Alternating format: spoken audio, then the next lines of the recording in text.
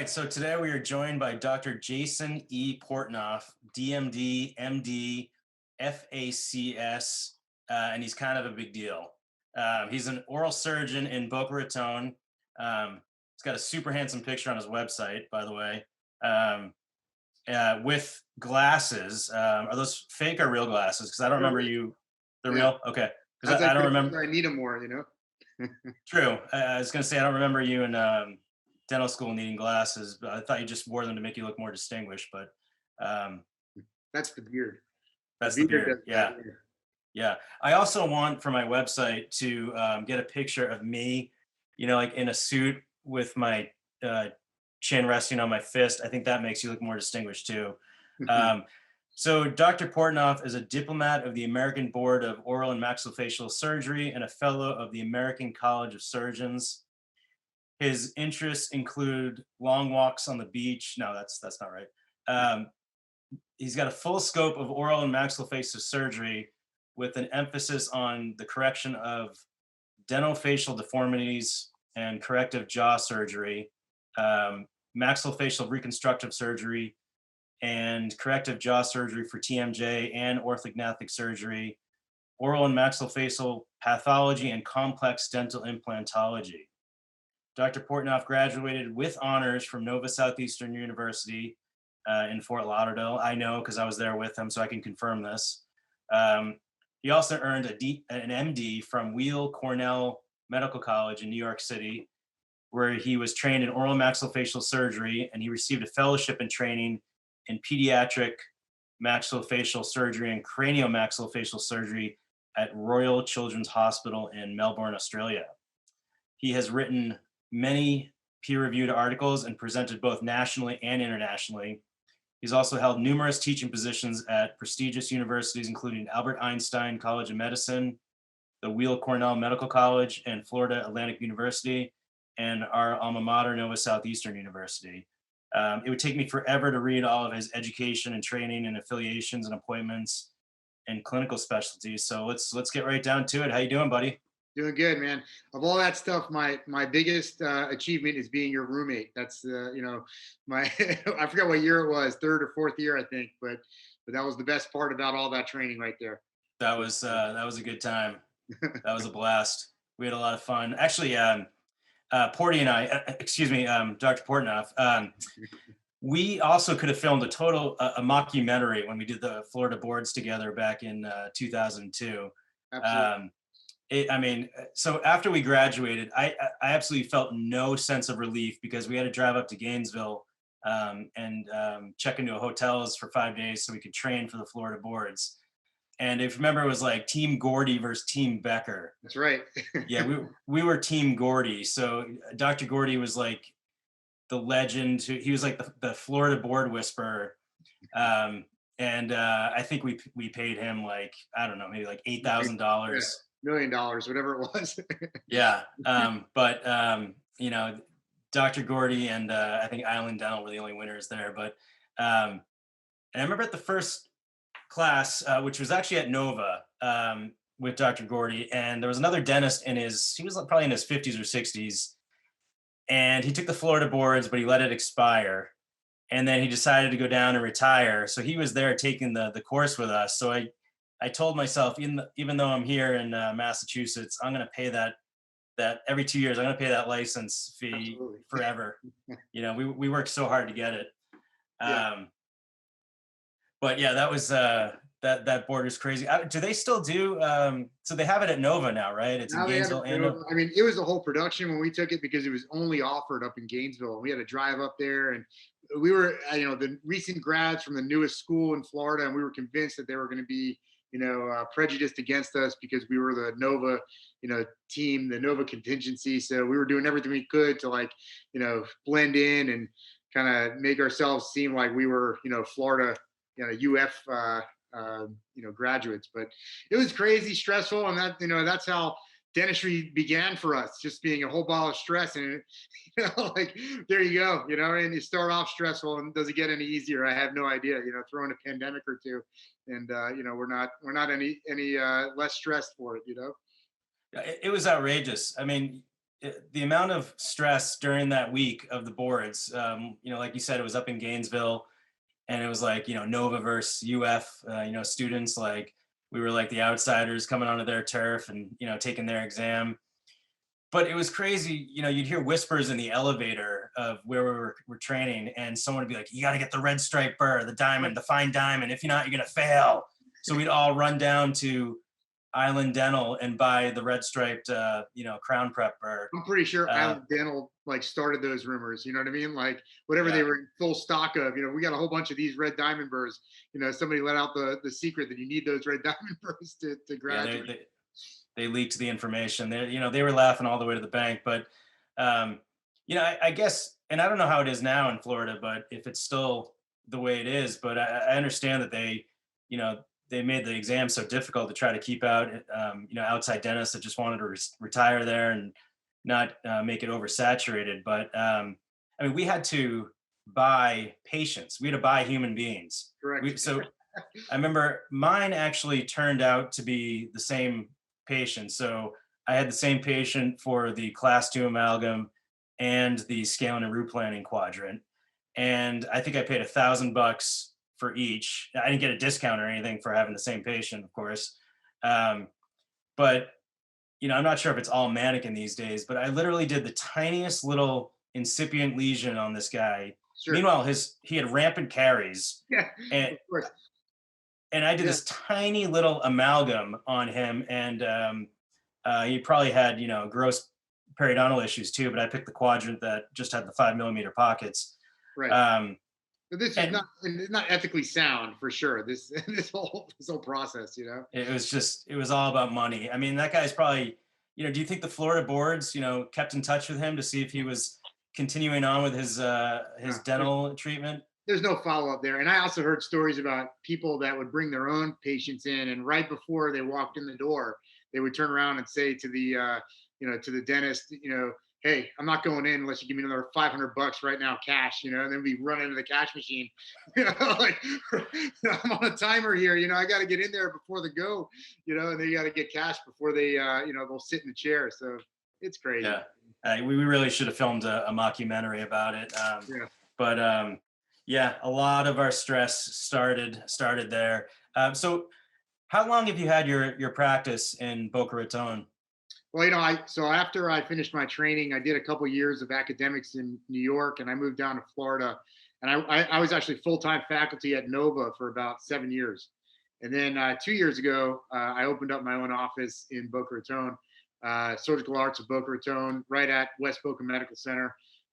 It's been a project, of passion and love and sweat and tears and everything. And I opened it up right before the pandemic started, about a year beforehand. So, just enough time to get some momentum, and then, hit this big barrier, so, everybody kind of felt the same kind of stress at that point. This is unprecedented times for anybody. So, that was surely a wake up call for a lot of people.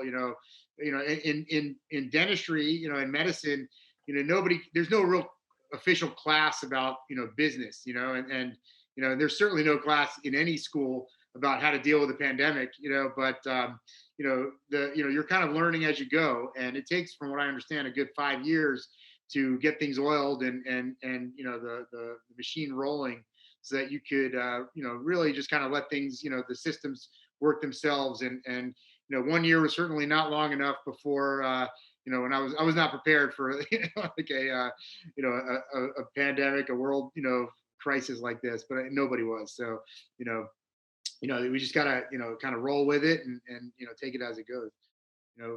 It's hard enough to start your own practice and get, like you said, get the momentum going and build it up, especially when you base a lot of your business off of referrals.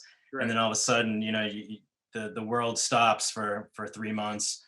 How long were you actually shut down for? So that my practice is a little bit unique. So I take call at about 6 different hospitals. So that actually helped me keep things going during the pandemic. I really didn't really shut down at all, because for the first week while we were trying to figure out what was going on, a week or two or so, But because I'm on call at all these hospitals, I was taking hospital call, and what they were doing is they were diverting the patients to my office, right? So a patient that would come to the ER for dental pain, a mandible fracture, facial trauma, something like that, rather than admitting them to the hospital, they would actually, siphon them off to my office, and I would be prepared to handle them on an emergency basis. So, I kept the lights on in my office. I was able to take care of the population, for their needs, and keep them away from the hospitals where the COVID patients were going, and keeping the beds open in the hospitals, for those patients. So it actually worked out in my favor. So before that time, and everybody was like, "You're crazy. What are you doing taking call at 6 hospitals?" And I'm gonna run around, driving here and there, 24 hours, every day, 7 days a week working. And then when the pandemic hit, it actually was a little bit of a cushion for me. So, not many people have that type of practice. And, I wouldn't say, it's not something you can sustain. You know what I mean? Like, it was just so happened that I was fortunate to have that kind of arrangement going. But that's not a long-term solution for a private practice by any means. So you already had affiliations with these hospitals before COVID? Yes. So while I was working at Nova, I had hospital affiliations. I was taking call with residents, and then I expanded. I started taking call in other hospitals.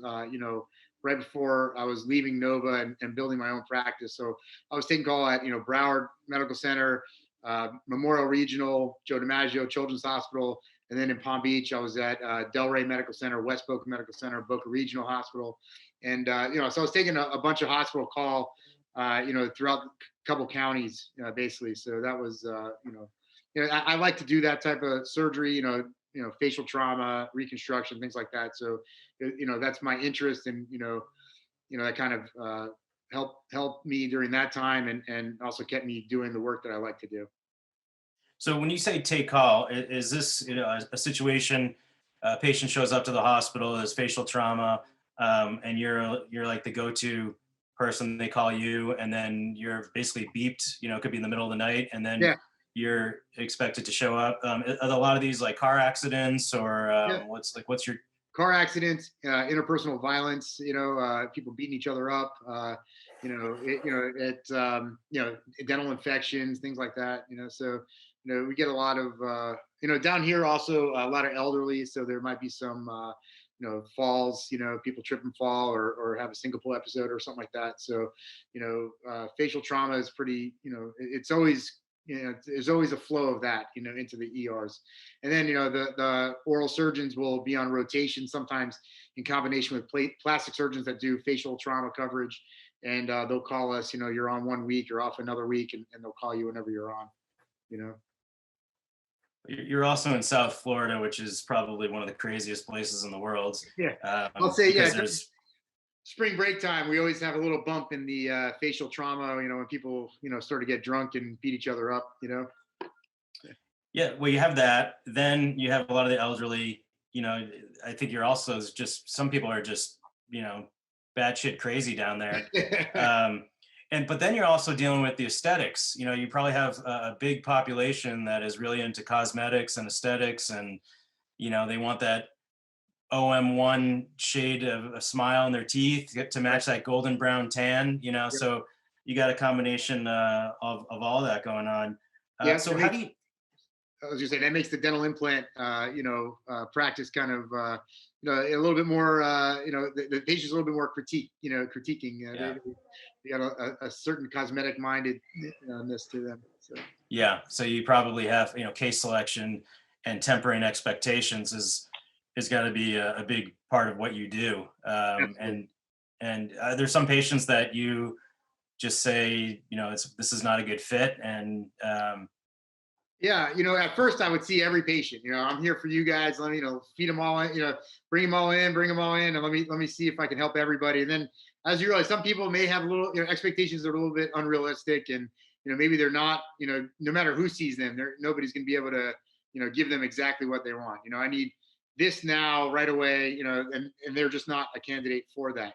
So sometimes it's education. Educating the patient of what is possible, and what we can offer them, and sometimes, if they're unwilling to see it, let them see a few people before they kind of come to realization that, their expectations are, unattainable, So, Okay, so like for me, I'm a GP, so if I have a case that I don't feel comfortable, I refer them down to Boca, down to you. right. But you're like the end of the line. So as an oral surgeon, specialist with all of your training, do you just tell the patient that, this here's my treatment, these are the expectations.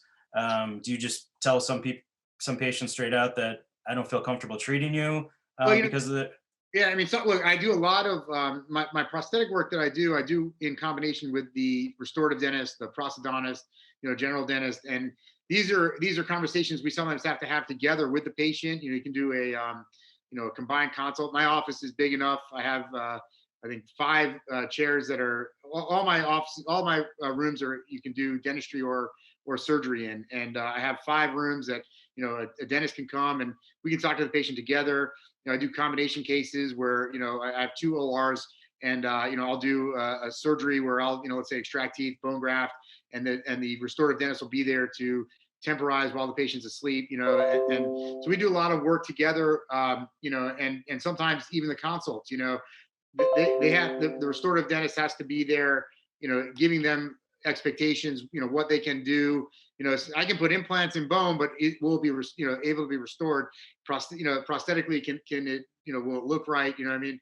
So now with virtual planning and 3D printing and things like that, we can really show a patient what they're going to get, beforehand, and which is great because then it kind of cuts down on, oh, we can do all this for you, and what the patient thinks and what you can actually produce is different. So it's better to be able to show them virtually or even with a tangible model what we can actually do.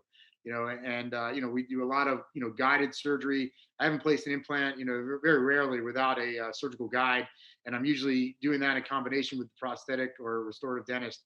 So we do a lot of communication. That's the key. Communicating with the dentist, communicating with the patient. Everybody's got to be on the same page. Yeah, I think that's so important. So how do you split your time now? Are you like 50/50 private practice and teaching or affiliations at the hospitals? So now I'm really all private practice, right? But I take call at the hospitals. Two of the hospitals that I take call at, I have residents, oral surgery residents. I do some teaching. I do some courses at Nova. I do the AAID course. So I'm basically, I also teach at some of the med schools. So I'm kind of, I'm mostly private practice, but I definitely keep my hands, in education. I like it a lot. So, I try to, publish a paper a year. If I miss a year, I try to do two the next year. So, I still work with the residents on working on projects and things like that. So, I kind of keep my hands in it, but right now I'm fully private practice. Okay, so I'm going over some of the procedures that you do in your private practice, and I get, dental implants, wisdom teeth removal, impacted canines, oral pathology, bone grafting. Can you explain orthognathic surgery and corrective jaw surgery, and some of the other procedures you do, like facial trauma, TMJ disorders, and pre-prosthetic surgery? Yeah, absolutely. So we'll start with orthognathics. That's jaw surgery. So a patient that might have a underbite or an overbite that is skeletal in nature. So it's not something that can be corrected with orthodontics alone, right? So the orthodontist maybe has tried in the past to put the teeth together, but there's just a discrepancy between the upper and lower jaw that's too big. It could be a centimeter or more. And basically, the problems within the skeleton, not within the teeth. So what we do is we do orthodontics in preparation for jaw surgery. That's actually not the same orthodontics that you would do for just cosmetic orthodontics. This is we're actually making the bite worse before we do the surgery, so we can get the best bang for our buck in the jaw surgery. And then we might move the lower jaw forward, the upper jaw forward, back, whatever it is, to get the teeth together so they're optimized and chewing and functioning properly. And you get a lot of cosmetic advantages to that, because as you correct the foundation, the skeleton, the soft tissue drape over it, often improves, the outcome. The profile gets better.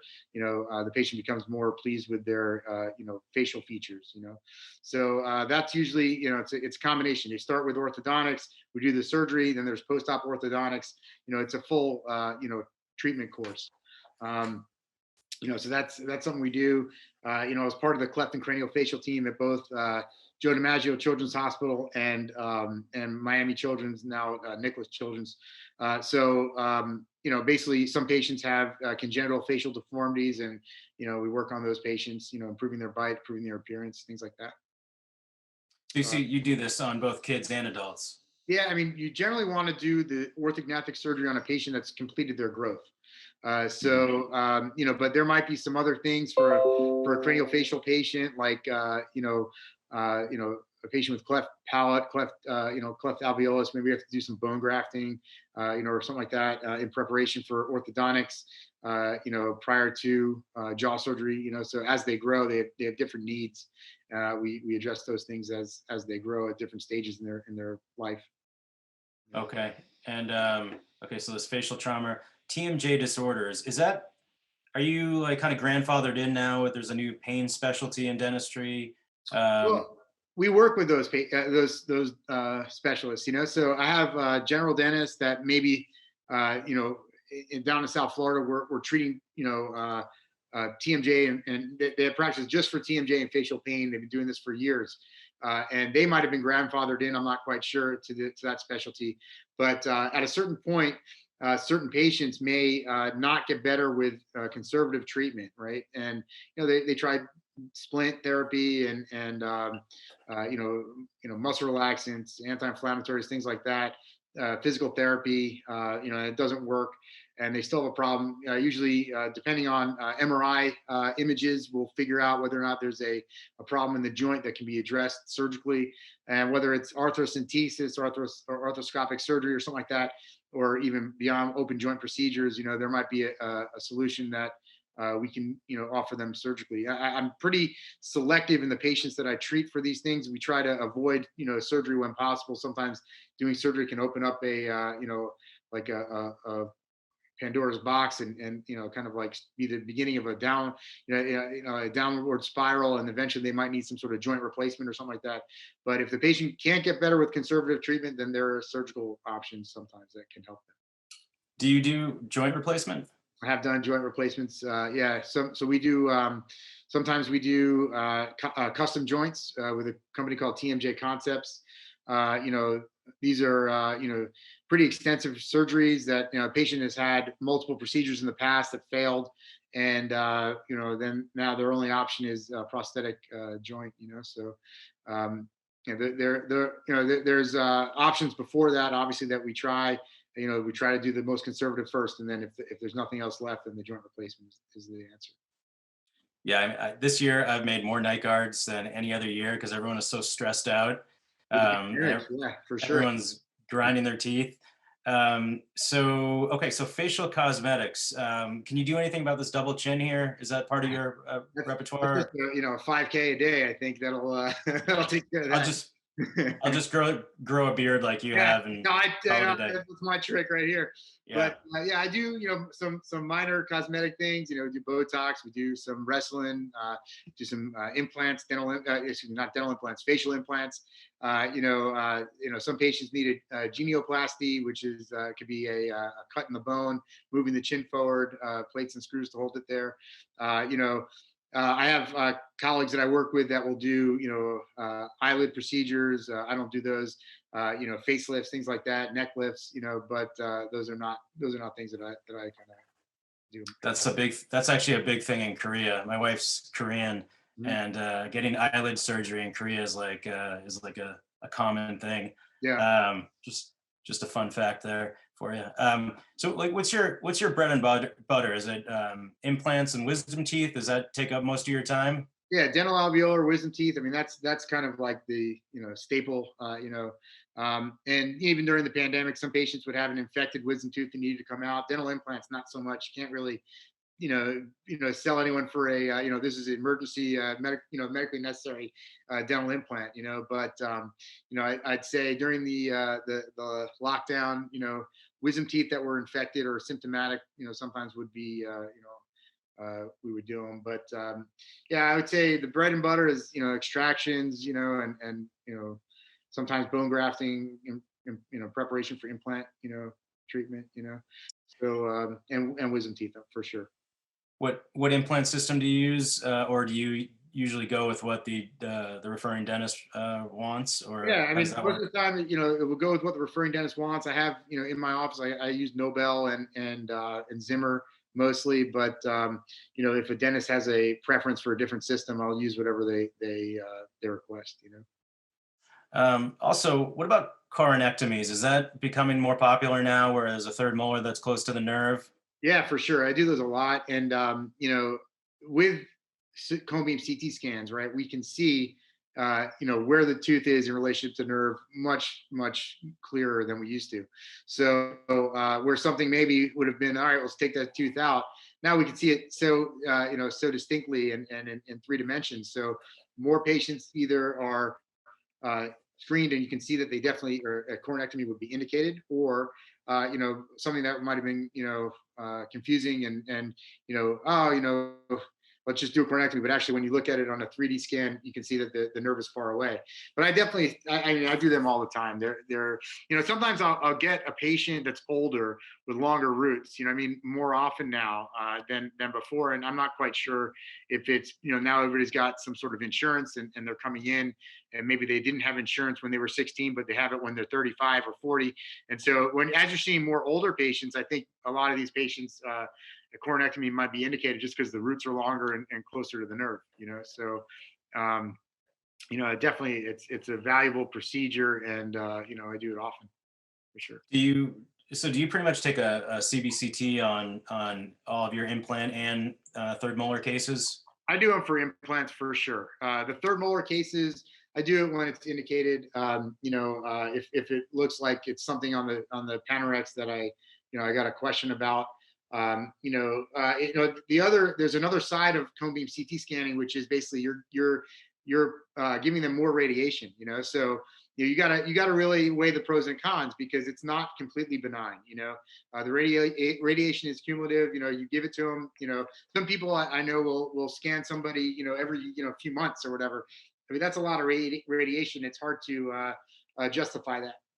So in the right patient, I do a scan, but I don't do it for everybody. The image you get is by far superior. I mean, like you see things you couldn't see on a Panorex. But is it worth the extra radiation dose? I'm not sure if it's that all the time. Yeah, I do. I take a CBCT on every implant case too, because Yeah, I mean, it's the more information you have, the less stress that it absolutely. gives you, the quicker the procedure, the more efficient. I 3D print a guide on every case too. Yep. And I specifically got, it's now Cavo Curve, but it used to be called Gendex. It's a 6x8 field, so it's a small field of view. So, for someone like an oral surgery office, it wouldn't be a large enough field of view. But for what I'm doing with just implants, it's a small enough field of view where there's not as much radiation. But I would never go back to freehanding No, implants. Now that we have, yeah. you know, It's hard to justify it. And as far as I have a big field, I have or 17 or whatever. I got the big field ICAT. And one thing I do is when I get a scan, I get it read by a radiologist, right? So, not everybody does that. I do it. I think it's, I'm an oral surgeon, I might miss something, what I mean? Like I've been reading these a long time, but let's say we do a full scan and there's an osteoma in the skull and I don't see it, what I mean? Or calcified pineal gland and I don't look at it, what I mean? Like I'm really focused on the teeth and jaws and there's something that I can if I can send it to a radiologist and then talk with the patient about it. Hey, look, this was seen by the radiologist, maybe you need to get it checked out, calcifications in the carotid, so, something that might have a health impact on them. I think it's a great screening tool. If I'm getting the big field anyway, I send it to a radiologist. I send it to beam readers. Actually, just point of information. I sent it to mostly Dr. Arasso, who used to be our head of radiology at Nova. He works at beam readers mhm. so I sent him to him and we got a good communication going. If he sees something, sometimes he'll email me, what I mean? Like, it's a good, so not only do I have a radiologist, but I have somebody I can actually have a conversation with if there's something concerning. Yeah, that's such a smart idea with that field of view. I mean, you're covering yourself. Mm-hmm. You're Legally. giving your patient, information that they need. And, it probably helps you sleep at night. If you didn't take it and someone else did later on, well, how come you didn't pick this up and you're liable? So I think that's really smart. So what about anesthesia? How does that work in your office when you have someone? Do you do general anesthesia, or is it IV sedation, or do you use both? Yeah, I use both. So, I used to be actually an inspector for the Board of Dentistry for anesthesia. So I would go to the offices that were applying for an anesthesia permit, and we'd have guidelines that the office had to meet, and we check it off. And if they were, up to snuff, then we would, sign them off. Now it's different. This past year, they have full-time employees of the Department of Health that is doing it. But anyway, I set my office up because I had already had the knowledge of what to look for in an office, so I set mine up to the guidelines. I have, two big operating rooms that I can do general anesthesia in. I do anesthesia myself, or I'll bring in a CRNA, nurse anesthetist to do the sedation for me in a bigger case, right? So if it's just wisdom teeth and it's something it's going to be, 30, 45 minutes or so, I don't, I generally tend to be a little bit conservative with my sedations. I keep my patients pretty light, and it does. I think it serves me fine. I haven't had any issues. Knock on wood. I sedate the patient. They're comfortable. Using midazolam, propofol, ketamine sometimes, fentanyl, sometimes. But I tend to do a lighter sedation for my patients. They don't remember anything because of the midazolam. They're comfortable. Their recovery is quick, and they go home. If it's a long case, like a multiple implant case, something like full arches or something like that, I'll bring in a certified nurse anesthetist to do the sedation while I'm working, because I like to focus on the surgery and not have to think about is my bag of fluid running out, if the guy is the guy's blood pressure going up. Those are things that I'd rather have some help with, so I can focus on the surgery. But I do believe in the single surgeon anesthetist model. I think it works when appropriate. On certain cases, I think it's better to bring in some help.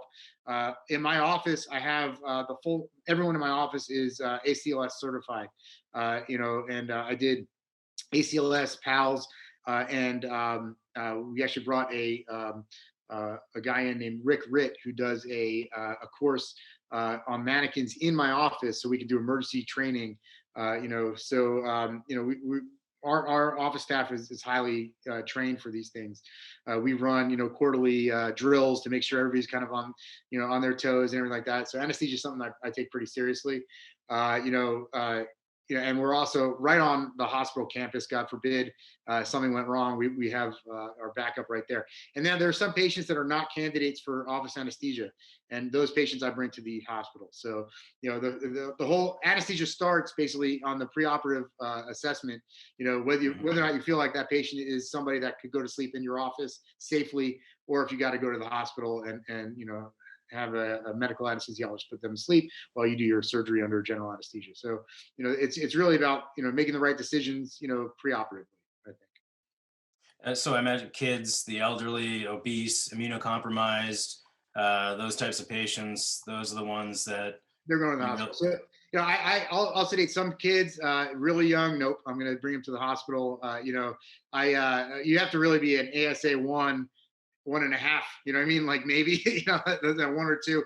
Yeah, but if you're a 3, 4, you're not going to sleep in my office. I had one lady, I remember she was pregnant, history of diabetes, all this stuff coming in. She goes, "Am I going to sleep?" I'm like, "I don't know. Are you tired? Because you're not going to sleep by any sort of sedation here, But if you want to take a nap, feel free, So, I think it's choosing the right patient to go to sleep in your office, and the wrong ones need to go to the hospital in the hospital setting. Yeah, sometimes I'll do a local anesthesia case in the hospital setting when a patient is super sick. Like, even the anesthesiologists there don't want to put them to sleep. They just want to be monitored, So, we'll get some, variations of health, coming into the office, So. Is there a feeling of kind of comfort and safety and security when you're doing a case in the hospital? Yeah, I mean, anything can go wrong, but at least you are in the setting where everybody is trained to react You know what I mean? From, the nurses to to the staff, everybody is on the same page. You know what I mean? Like, you don't want to have an emergency in your office ever. But I think hospitals, they have emergencies daily. You know what I mean? So it's kind Mhm. of like, um, I definitely think that if you're going to have a sick patient that needs oral surgery work, doing them in the hospital setting, is probably safest, when those patients need to have it done, you know. Now, are you able to compartmentalize if something does go wrong? I mean, there's 99.999% chance that, with me as a GP, that patient's walking out of that chair. Then maybe they're leaving Yeah, with one less tooth, right. but they're walking out of that chair. And I've had a lot of patients that, I've had implants fail, or I couldn't save their tooth and they're crying. We've had some, minor emergencies, but um, what about yourself as a surgeon, especially in facial or trauma cases? Um, how does that work mentally for you if something, always knowing in the back of your mind something could go wrong? Right. Well, I've been called for some facial trauma on, let's say, a motor vehicle accident patient that had a lot of body trauma, and they called us in when the patient was first admitted to the hospital. They're bleeding profusely from their mouth. They also have they're unstable. Broken ribs, flail chest, internal, abdominal organ damage. So we got called by the trauma team to stop the bleeding in the mouth. So we go in there, blood's everywhere. We're just trying to temporize. Throw a wire around some broken jaw, try to tighten it and stop the bleeding from the bone in there. We use some bone wax or something to stop bleeding. But in the end, that patient, getting transfused while we're working. I mean, the patient, actually, the one I'm thinking about in particular, didn't make it. We actually ended up, performing CPR on this patient, in the OR. I mean, and they didn't make it. So I mean, it wasn't from the jaw injury, but they're just overall they're not a stable, healthy patient. So and it doesn't happen often, but and when it happens, it's a unique kind of stressful event. And for sure, people talk about it, and the providers, sometimes you have to kind of lean on each other to kind of take that in. But I during my training, I did 6 years of oral surgery training, including med school, and then additional year in the hospital, in at the kids hospital.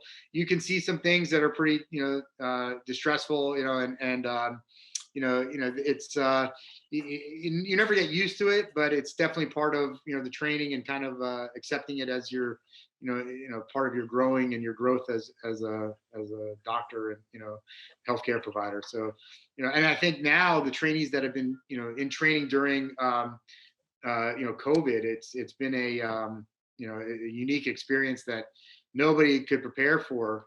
So yeah, I think this is a different time of training, and a lot of stress that hasn't been around since like the turn of the century.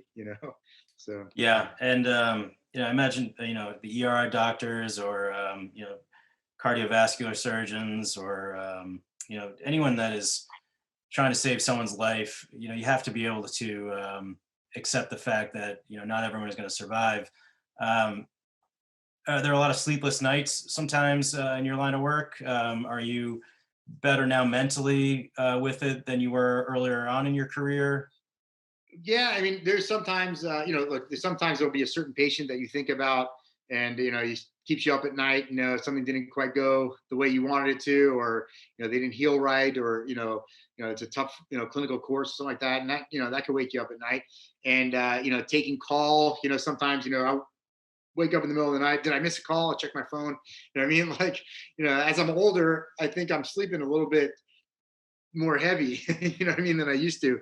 And, I worry that I missed a phone call or something like that, but, overall, I think it's, I think taking call to hospitals is something that you do often in the beginning of your career. And as you get older, you kind of phase it out, so, at a certain point, I'll probably, try to hand it over to the younger surgeons, and take my step back, what I mean? But right now, I'm still feeling I can do it. So, I kind of keep it going, but how I feel in the future. So I want to ask you a few questions about just dentistry in general. What would you say is your favorite part about going to work every day, and what's your least favorite part? So I like what I do. So I go to work. I'm happy about doing dentistry and oral surgery.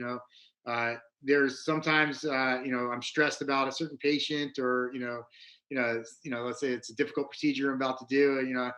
Sometimes I'll think of that. That'll be stressful or something like that. But one of the things that I feel is the most stressful is I like to you want to keep your patients happy. You want to provide them with a service, and you want to, give them what they want. I think sometimes, as we talked about before, sometimes patients' expectations are a little bit out there.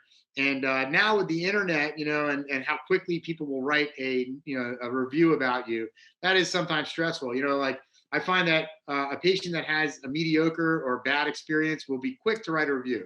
First thing they do before they leave your office, will be, being online on Google or whatever it is, and but somebody who you bend over backwards and provide them with the best care, and they have a great outcome, they just might expect it. You know what I mean? And no little note about you online. They just kind of go through their day. So I find that most of the time the bad reviews are related to payment, right? They, a patient will, think that they have insurance and that should cover everything. And, what do you mean the cone beam CT scan wasn't covered by insurance? I pay for my insurance.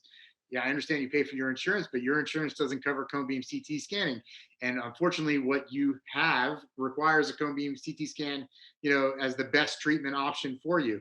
You know what I mean? So, and then my fees are not extraordinary, right? So, I find my fees are pretty reasonable, even lower than a lot of people in my community. But this is crazy. I can't believe they're expecting money for this. They write something online, and a lot of times, if you click on the patient's review and you see what else they've reviewed, they'll review, McDonald's, KFC, Walmart, and I'm like, great. I'm glad I'm lumped in with all these, kind of, like chain, fast food restaurants. What I offer you is not fast food. I mean, I'm trying to, I think of myself, I went through all this training, I'm trying to give you the best possible care out there, top technology, top experience, and, if you think of me as a Big Mac, I don't know if I could ever really, give you what you want, so those are things that, it's pet peeves, I know a lot of dentists and, oral surgeons kind of complain to each other about that, but Hmm. it's we're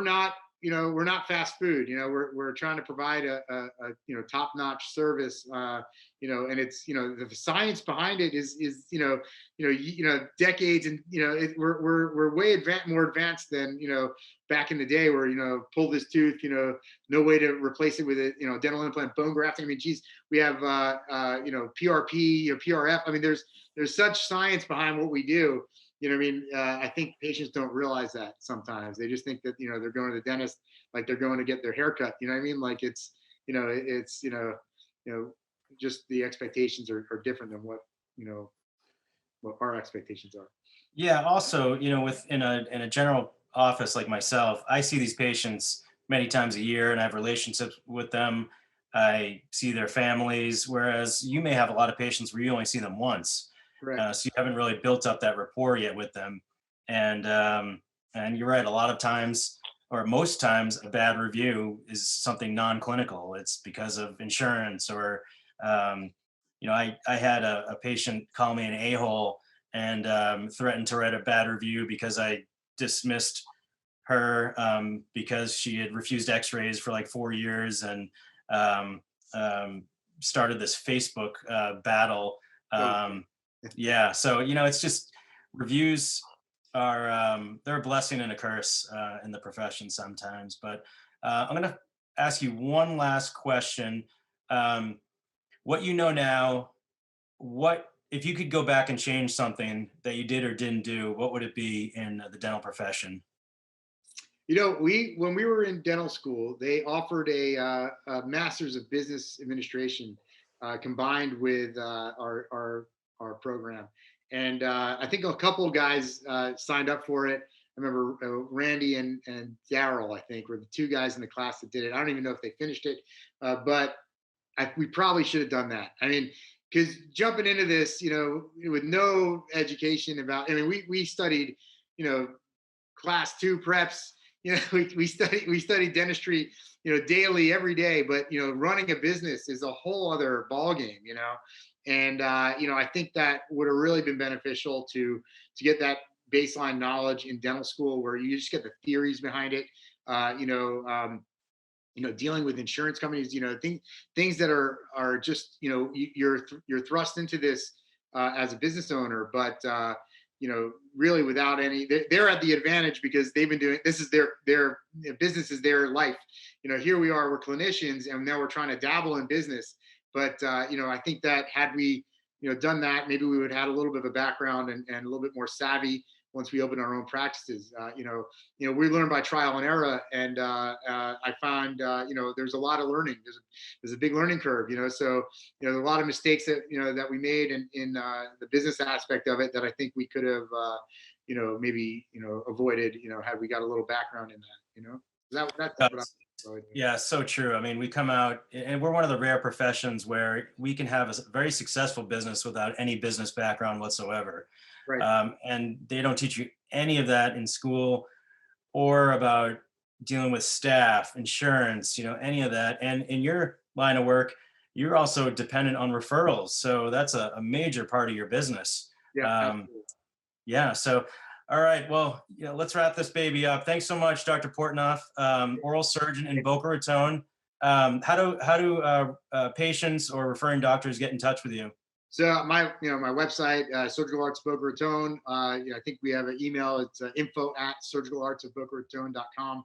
And we're happy to see everybody. And any questions anybody's got, clinical or otherwise, I'm happy to answer them. So appreciate it. Thanks for your time. Thanks for inviting me here. It's been great to catch up with you. We got to do this more often. Maybe not on the recording, but just in general. Sounds awesome. Yeah. Thanks for joining us. All right, man. Thank you. All right. We'll be in touch. Sounds good.